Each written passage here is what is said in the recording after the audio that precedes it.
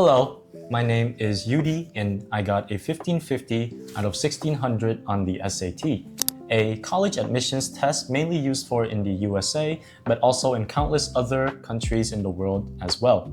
And getting a high score on the SAT will not only give you a higher chance to get into the college of your dreams, but also unlock many more scholarship opportunities for you as well. Today, I'd love to share the tips and strategies that helped me get there, and I hope they help you feel more confident and achieve your goal score as well.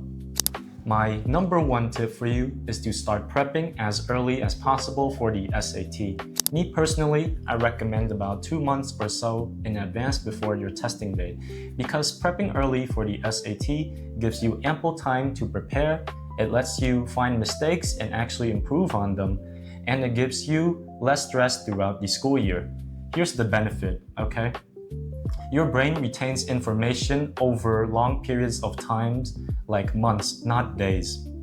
And when you spend about half an hour each day prepping for the test, your brain can easily retain that information.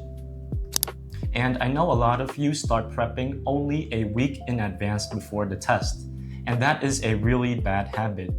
You need to stop cramming.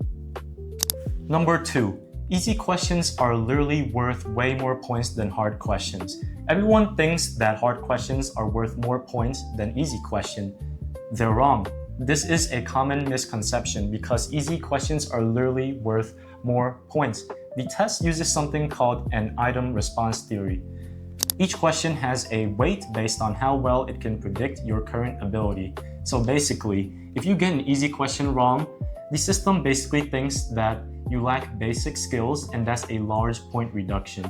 2 students can get the same amount of questions correct, but they can have totally different scores. So if you have time remaining after you've completed all your questions, I recommend you check the easy ones so you don't make any silly mistakes.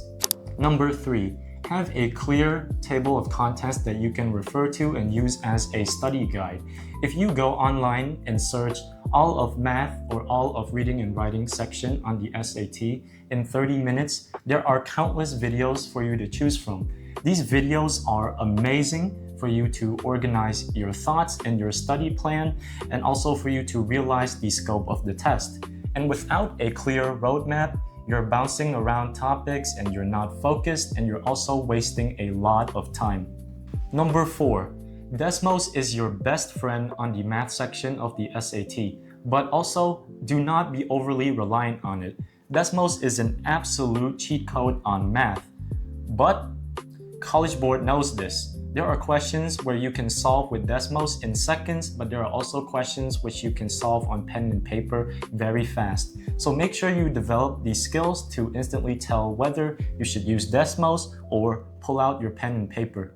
Number 5, every year on the SAT, they test you on the same exact core concepts, but they are exceptionally good at making questions that test you from different angles of these concepts. On every test, the topics for both math and reading and writing are the same, but College Board also isn't dumb. They're not going to ask you the same question twice, so it's practically useless to memorize answers to practice questions. They'll twist the wording, they'll change the passage topics, and they'll also show you different graphs. So if you come across a question that might seem unfamiliar at first glance, just take a deep breath and relax, because you've definitely come across this question before. So just try to use your logical and reasoning skills to the best of your abilities. Number 6, experiment by going through the questions in a different order. Me personally, on the reading and writing section, I like to skip straight to question 15 and finish it all the way until question 27 to get out all the easy grammar questions out the way. And then afterwards, I'd have about 21 minutes left for the hard vocab and long passage questions. And on the math section, I like to save the free response questions for last and finish all the multiple choice questions first. Make sure you are comfortable with managing your time wisely and also skipping questions, but never ever leave any of the questions blank, because there are no point deductions for wrong answers. And lastly, we have number 7. On the day before your big test, you will do one thing and one thing only. and that is to do absolutely no studying. Make sure you rest, do your favorite activities, and do what makes you happy. This is because this lets your brain stay sharp and lets you reset before the big test. And doing what you love, make sure it's not anything physically demanding or mentally demanding. This can be watching your favorite shows, playing some video games, or going out for a nice walk. And that's all we have today for my personal SAT tips and strategies to help you get the goal score you want on the test. Goodbye, everybody.